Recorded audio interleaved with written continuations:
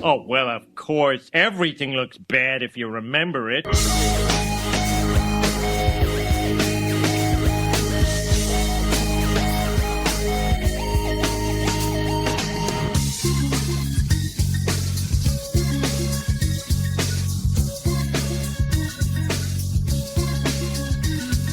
Hey kids, welcome to Grumpy Nostalgia ReMembers Only Edition, the special podcast series where, just like the iconic jacket, we look back at how cool we thought we were in a moment frozen by time, only to realize later the harsh reality of our shame and failure. I'm Justin, that's Mike. Dynamite. And together, we're drudging up our embarrassing past for your collective amusement. Wow, after that intro, I'm not sure if I want to talk. I know, I should just call it a day, right? There you go. So, what's on the agenda? We're talking 70s and 80s TV? Is that what we're getting? So Mike, from what I understand from all the pundits in the pop culture world, that we're living in a modern renaissance for television, And you can make the argument that television is as good or better than the film industry right now. It's been that way for a bit. TV has a lot more cachet than films. We know COVID had an effect on film in some capacity, but if you look at what with good content and what's really out there, you got to say TV is in its golden age. What do you say? Yeah, like right now, the production money and the budgets that go into some of these streaming shows, they're cinematic already. It's funny, I was just talking to my wife a couple of days ago. It's like you could have like one of those, Lord of the Rings kind of movie events, but have like a 8 or 10 episode TV program and just show like all the episodes in a theater. And that would, Yeah. they're almost worthy of that level of, presence, in a big screen kind of event. Well, we all know the reality. That's probably true, Mike. But for grumpy old jerks like us that want to be nostalgic, we have to consider other eras of television. And That's right. So the purpose of today's little episode will be about what we thought was our first initial golden era of television, Mike. And that's, of course, the TV that we watched when we were little kids. Yes. What the unique situation about that was, Mike, that we were pretty much forced in that from like 1975 to 85. There were 3 networks out there, Mike. We didn't see Just 3. we didn't get Fox until about 1986, I want to say, which meant that, what did you do back then? In the evenings, Mike? I'll tell you what you did.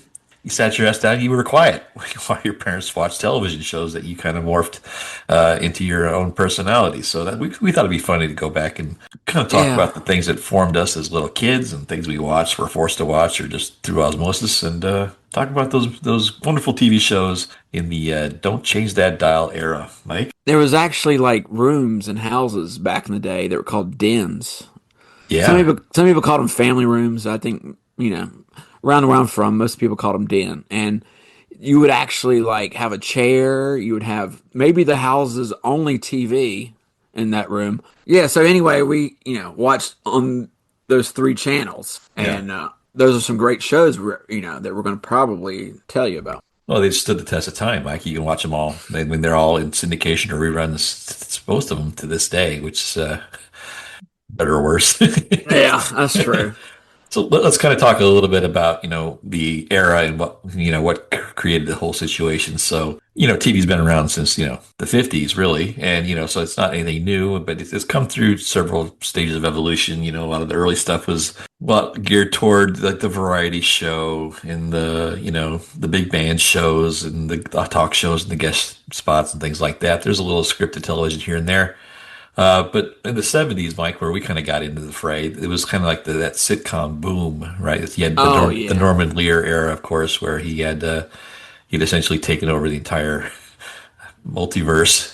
He owned like all like CBS's programming. Yeah, so he had, of course, like All in the Family and the Jeffersons and Good Times, and was Chico and the Man him too? No, that was NBC. He had all the CBS stuff, right? Yeah. But they were all, hilarious, well-crafted shows, extremely well-written, that could never be aired in their entirety today. They addressed themes that we decided we didn't want to talk about anymore or really address, Mike. But some of those episodes were just, and still are, just hilarious. And, touch things that as 7 or 8 years old, we didn't understand the relevance of. No. But going back and watching those things, you kind of see how they stood out. Yeah, I think as far as being the golden era, the '70s had not only the sitcoms, kind of but Yeah. it also still had the 1 hour dramas. It had the police and the like the hospital procedural kind of shows. You had that Yeah. mixed in.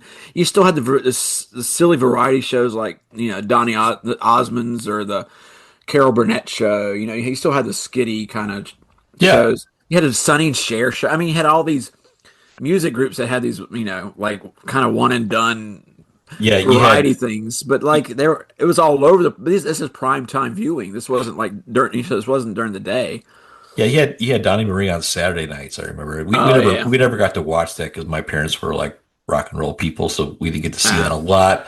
Yet Sonny and Cher on Sunday, to your point, Mike. So oh yeah, the whole nation had their whole weekend pretty much set up. yeah, for sure. And then it kind of evolved into the later '70s, Mike, where that's where we started to like be old enough to really kind of get or understand what was happening, and that was kind of the jiggle and the glitter era, Mike. One of my favorite times. Jiggle time. That's when you had things like Three's Company and Charlie's Angels, which we've made fun of on our other podcast quite a few times. What's great about Three's Company, Mike, is the same plot over and over and over again. Some misunderstanding. Some misunderstanding, and there's That's right. Mug to the camera. You got to make sure you break that fourth wall. yeah. Major understanding and no bras. That's pretty much week by week how that went, and we're all better for it. That's right. But you also had the glitter era too here, Mike. This is where you kind of got it showcased it almost had like an old time Hollywood feel to it. Like the TV was a different era back then. Yeah, remember it garnered things like Battle of the Network Stars. Remember that? Oh yeah, yeah. It broke out in the early '80s. They had all the big name stars from the TV shows do that silly stuff on the beach and all that. Yeah, and I want to remember it. Wasn't there like some sort of like circus where all the Yeah, there was celebrities a would go Circus of on? the Stars. Circus of the Stars. Thank you. Oh, I forgot all about that one. That's fantastic. Yeah, that you got to see some of the hidden talents of some of our favorite TV, Oh celebrities. yeah. Well, speaking of stars, Mike, this was really a format to like for stars to really kind of evolve. There were vehicles for newly developing stars, and I think that really goes back to things like the Mork and Mindy show, and that was a spinoff of Happy Days, as we all know. Yeah, 'Cause Mork was a character on Happy Days somehow. that was. It's probably like rotary phones. It's probably something that most people are in the millennial Gen Z era would not even hear like spinoff of it. Like, wow, we had this show called All in the Family, but let's take one of the characters and make the Jeffersons from that, or Wasn't Rhoda and Maud or what they yeah, started that too, right? Rhoda was from Mary Tyler Moore's Oh, that's show. right. She Mary was Tyler Moore. Mary's friend in that show, and she got her own show. And yeah, and Phil, there was a show called Phyllis. It was that Mary Tyler Moore had like six show, six Yeah. maybe spinoffs from it, and all culminating in the Lou Grant show, which That whatever. was a Saturday night show. Yeah, Say, so right? I mean that was more of a drama, but yeah, the whole idea of a spinoff it was so I guess foreign now, but like think of a show like Joni Loves Chachi, well. Do I have to? No one, no one in their right mind would watch it on its own in a vacuum. But knowing, hey, those are two stars from Happy Days, we got to watch that. It's just Yeah. it's so weird a concept to think about in retrospect from Yeah. And 30, 40 years ago. like Mork and Mindy was an interesting take because Yeah, I mean, I don't think a lot of people realize that was a spin-off show. yeah, They just remember Robin Williams being crazy. And, that was appointment television for a lot of us. I remember in junior high, that was like, everybody came in the next day talking about what happened on Mork and Mindy.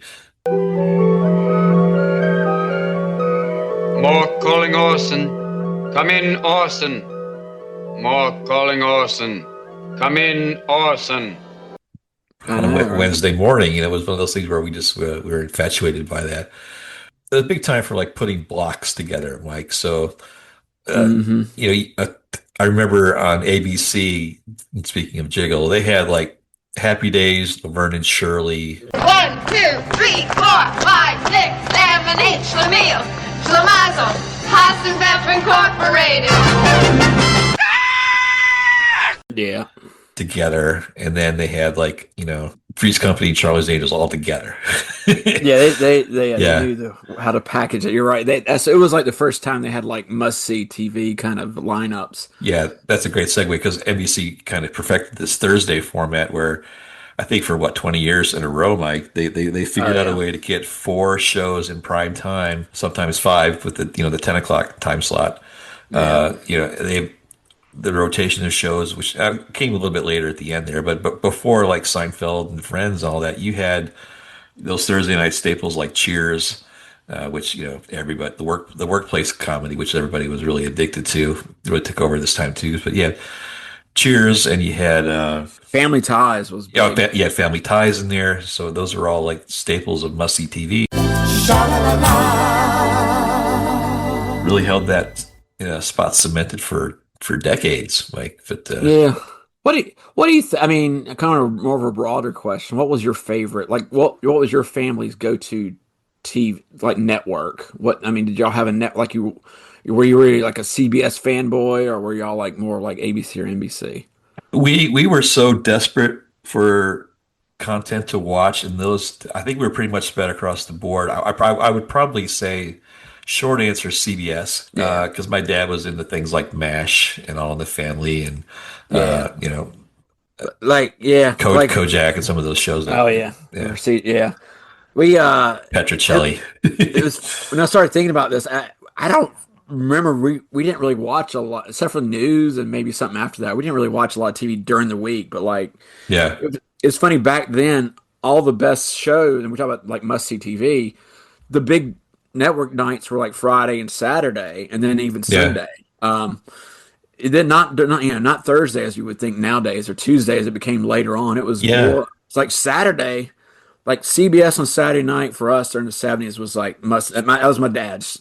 That had Mary Tyler Moore, yep, Bob Newhart show, and then it was followed up by All in the Family, and then Alice. Kiss my grits! And like that was the block, I yeah, remember yeah, we always watched that on Saturday, even when like Sunday, Alice and All in the Family moved to Sunday. We had to watch that, everybody, and yeah, but yeah, like my dad's favorite show was the Bob Newhart show, but these were all right. like CBS, and we barely like we didn't even watch like any of the ABC stuff except maybe for like Happy Days. Even that was kind of like We would slum around It was ABC for a little bit. We do yeah, the Saturday night combo. It was the same in our family too. The weekends, the Friday and Saturday night and Sunday, those are the big communal nights in yeah, the little family there. It was very territorial too. I remember like people got to remember that like televisions they were giant, but the screens were very small. The average screen was about 30 inches. hmm But it was embedded in this like 6,000 pound piece of furniture. oh yeah, it wasn't going anywhere. It wasn't going anywhere, and there was no remote control. We, the kids, were the remote control. And my dad would Yeah, say, "Justin, turn it over to channel 7." You have to hey literally go kid, over there and turn a dial. And yeah, then every once in a while, because it was all antenna, you'd have to run the rabbit ears and get it yeah, in focus and in tune. But yeah, but Friday nights like. For like I can remember for like 10 years straight, I was a little baseball player, and like after baseball would be over, we'd go to like the local like bodega and get like chips and soda, and then Friday night we'd go watch Remington Steele, oh and gosh, then we make like appointment television for Saturday where we would watch all those shows like Love Boat and Fantasy Island, of course.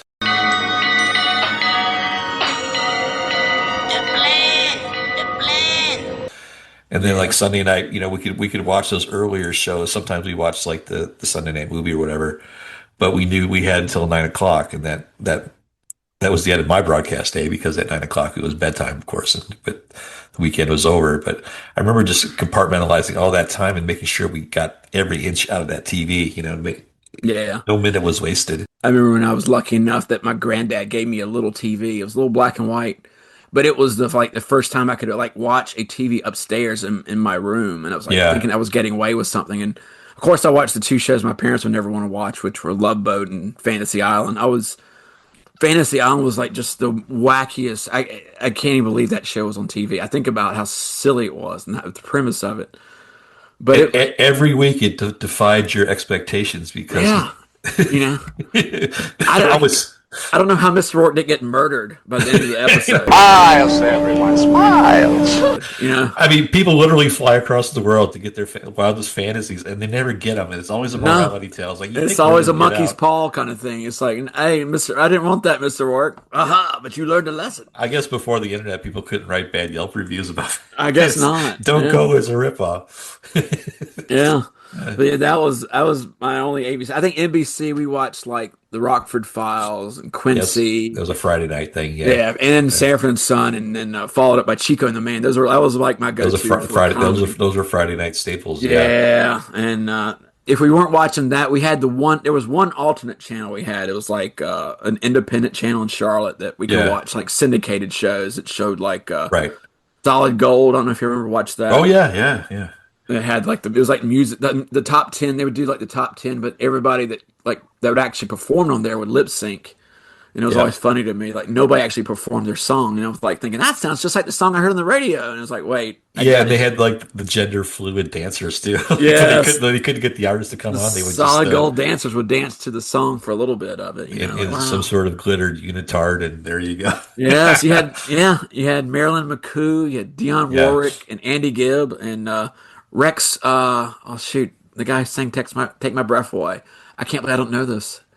Oh shoot, that's gonna really bother me. It was Rex somebody. Anyway, that was a silly, and then my dad, I hate to admit this, but my dad really liked the Lawrence Welk show.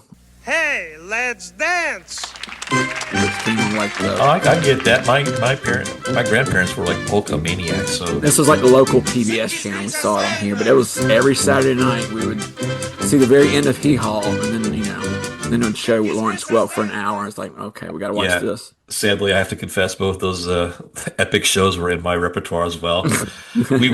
Back then, you used to visit the family, and we'd visit one side of my grandparents, and they had the Hee Haw channel on. Then we go over to the other side, and this is early Saturday evening when they were watching the Lawrence Welk show. And then we'd do our Bobby own thing. and Sissy. Yeah, you would. But it was really kind of a way to mark the time. It was like those were chapters in your life. You could mark the time by what television show. Oh yeah, it felt like a Saturday night when that stuff was on. Yeah.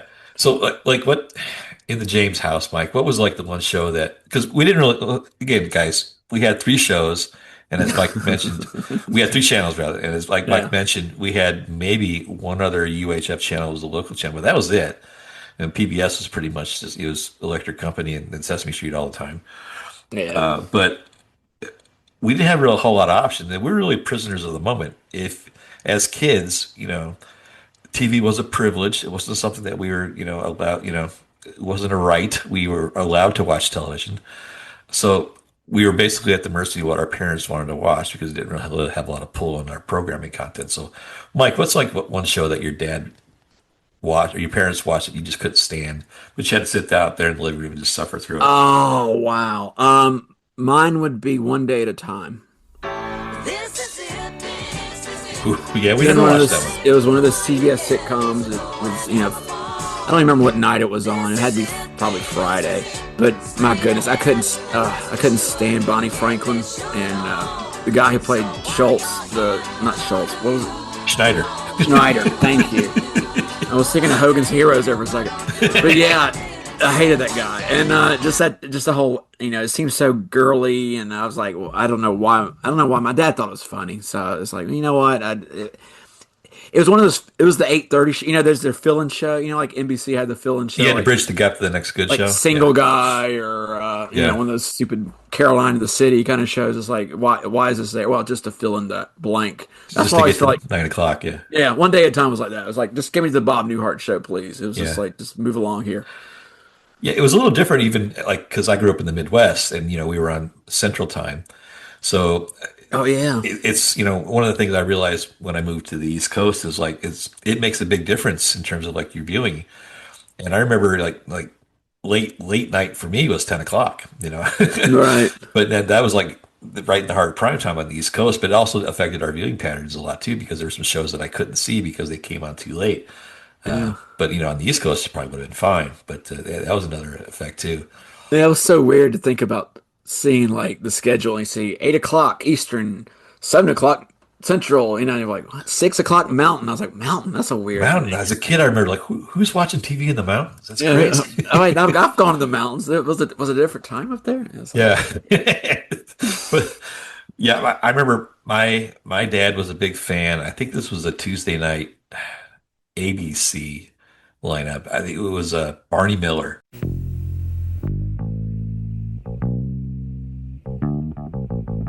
oh yeah. And it was just one of those claustrophobic, dirty New York detective comedy shows. It was Same boring. set. Most all the episodes were in that one room. A single camera shoot. They're all That in was it. the office there. They never went outside. Nope. They're basically like, little plays that went on. And I remember we thought Fish was funny, and we were all very excited when Fish got his spinoff. Like, we had It was short-lived. him and Vera got a show after. Yeah. But yeah, that was one I just remember groaning. And I wasn't a big fan of MASH either. No, I wasn't. No, Which- my dad loved it just because it was tangentially related to the war. Yeah, I came around on that as I got older. I started watching some of that Yeah. syndication. I thought, okay, this is pretty funny.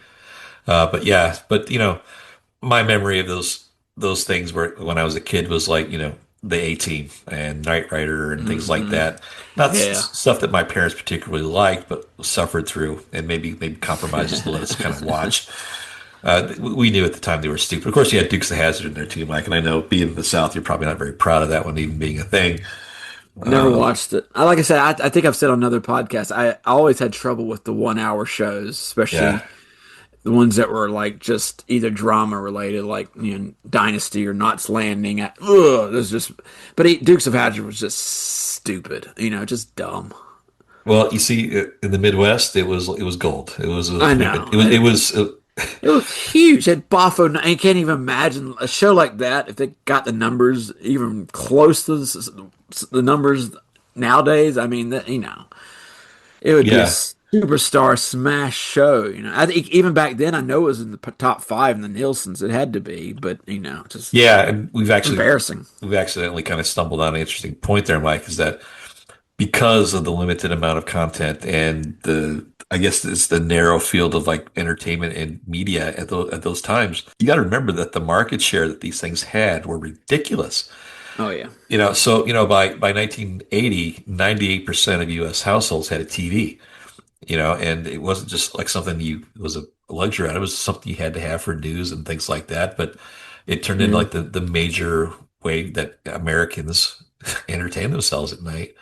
And it was like one of those things where there was such a huge amount of people yeah. that were watching these shows, and they were Events. just in the zeitgeist of American culture. There's that fear of missing out element too, where a lot of times you watch shows because you didn't want to be left out. No, you talk about like the finale of MASH. That's still one of the highest rated TV shows of all time, along with like Yeah.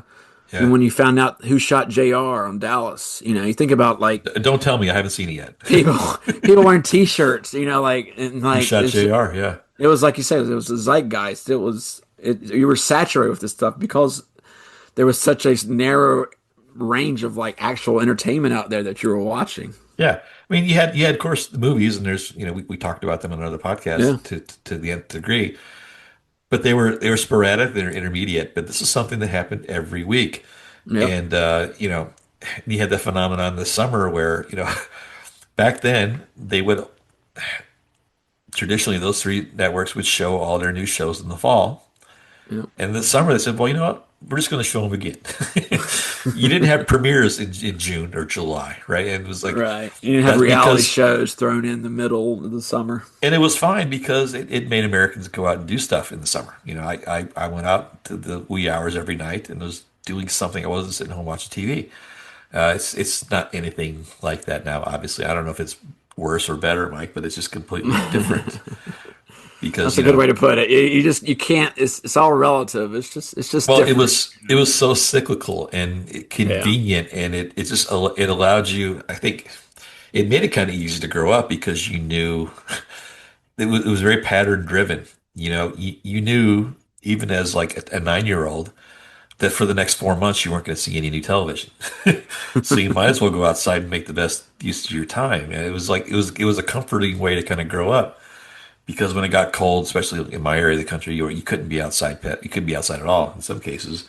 But Right. you welcomed the fall season. I remember the big TV guides you get. Remember, like you get the TV guide Oh that's like yeah. 4 times its usual size. And Preview of coming season. Yeah. yeah, and my family was like excited about it was a page turner. Like what new Yeah. stuff do we get to watch?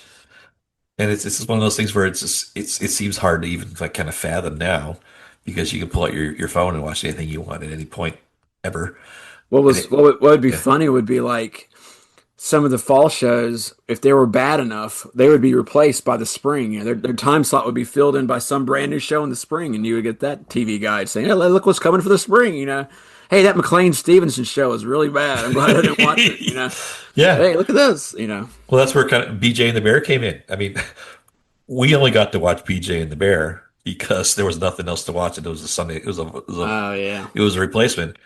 BJ and the Bear is interesting, Mike, because it was a show about a trucker going across the country with the chimpanzee. that was right. Yeah, I got confused if it was orangutan or chimpanzee. No, that was it. And the bear was named after Bear Bryant, Mike, in case you're curious. And Oh, it wasn't. it had Murray Hamilton in it, Mike. Remember Yes, that's right. Murray Hamilton, famously the mayor of Amity in the Shaw and Jaws, of course. Everybody had the great suit. Smoked in the hospital. That's right. But Murray Hamilton, I think, Mike, you talked about it before. He was in everything in the 70s. Yeah, North Every other Carolina. show was Murray Hamilton. But that show also gave rise to Sheriff Lovo, Mike. Oh Remember, he yeah, was the villain in that show. I forgot about that. Yeah. Yeah. Jeez, now we're going back. The deep cut. This is That like was a deep cut, right? next. You're gonna tell me about Suzanne Summers and she's the sheriff. Oh, God. That's a good pull. I forgot about that one. But yeah. So, I mean, TV is great now. We won't deny that. And the content is better. It's better written. It's more cinematic. There's better production value. They spend more money on it. But there's a certain charm to those shows, Mike. And I think they were single camera shoots and they were set on one set. Yeah, And they're very similar to like the Honeymooners and type things where it was just shot in one room. sometimes before live audience, sometimes not. They would add in a laugh track, but either way, Yeah. it worked. It was shot on video. It was usually for a live Yeah. audience. It was shot on film. It was one of those things where you just kind of you knew there was a laugh track added. But I miss the laugh track to some degree. It does help things sound funnier. It's hard to. I think one of the neatest things I've seen, Mike, is I think to illustrate this point, there's a YouTube channel that has what's the show with all the nerds? The Bazinga show. Oh, see, I never watched it. The Big Bang Theory. Big Bang. They actually showed the Big Bang Theory without the laugh track, Oh gosh, and it's you talk about cringe. It's awkward, and this is a hilarious show to some people, but when you watch it without the laugh track, you see it out of its element and what it's stripped down and raw. It's like, oh, yeah. where have we come as a species? It's one of those It's things just where not as funny. Yeah, you Yeah. have to have some of that laugh along with you. Like, oh, that is pretty funny. there's something to be said for that, I suppose. But yeah, but I suppose. yeah, but it was an interesting time to grow up because that era of television will never be duplicated because the environment to do so can't exist anymore. Yeah. There's too much competition. It's been thinned out and diluted now, and I think I can't tell you the last network television show I've watched. I'm same here. What's funny is I kind of combed through the listings a few months ago, and I was amazed. There was probably I'm going to count Fox as a network too, but of the 4 networks, there was like 5 or 6 sitcoms. Like so many shows were hour-long procedurals or journalistic kind of shows Yeah. or variety shows even, but they're just the sitcom is pretty much dead. Like I said, it was even the sitcoms that were appearing on the listings were like, wow, that one's still on, or wait, I never heard of that one. They were just very unmemorable and just rare events, at least in today's lineup.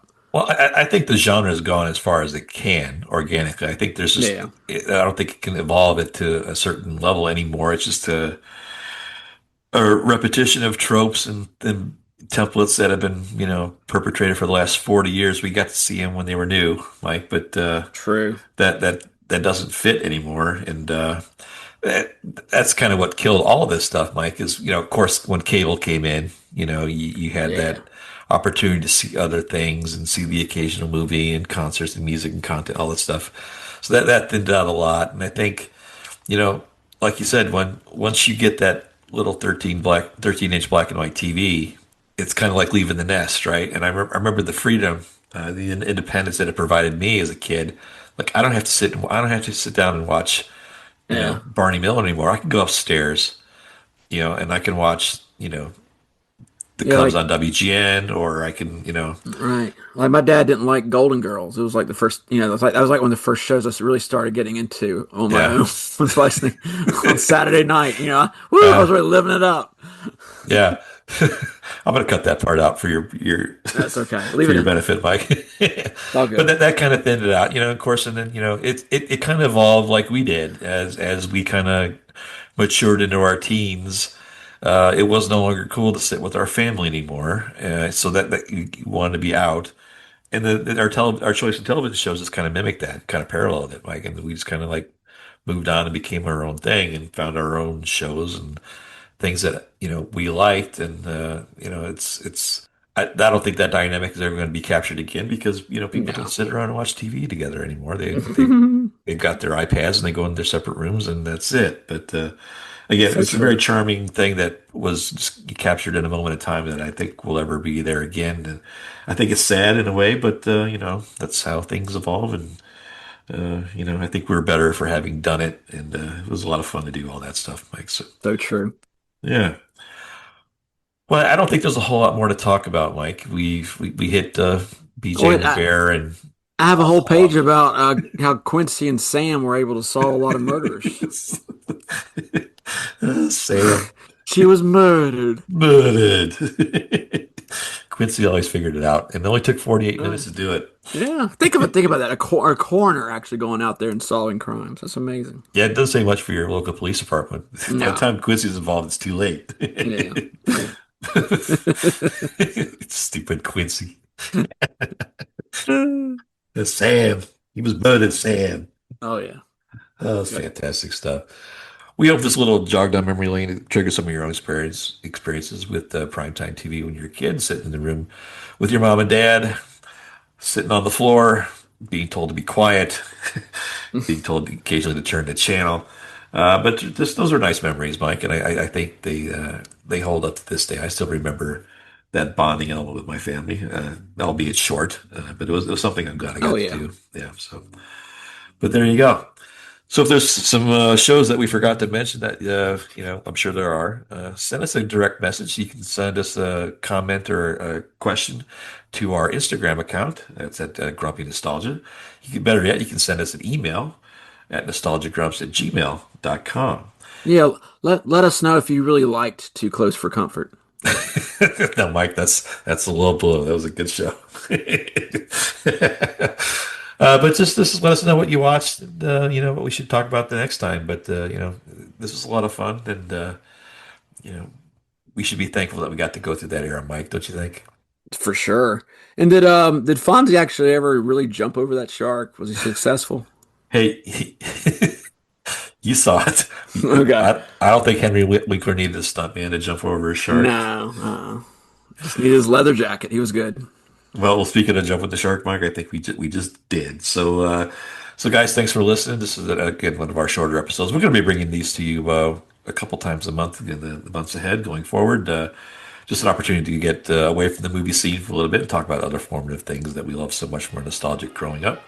So if you got other questions or comments, or you got other topics you want us to consider, hit us up on our social media accounts and let us know. We'd be happy to cover those, or maybe talk about something better. So, Mike, anything else you want to say before we head out tonight? Smiles, everyone. Smiles. The play. Yeah, that's the Yelp review. Ricardo Montalban's little friend freaked me out. Boss. All right. All right, so that's going to wrap it up for this short little nostalgia episode, guys. So for Mike James, this is Justin, and we will see you again next time. Boss. I got to pull that audio. think that's at her village. I don't know if you know the real story of that guy. He was a poon hound, man. Oh yeah, he was crazy, man. Gosh.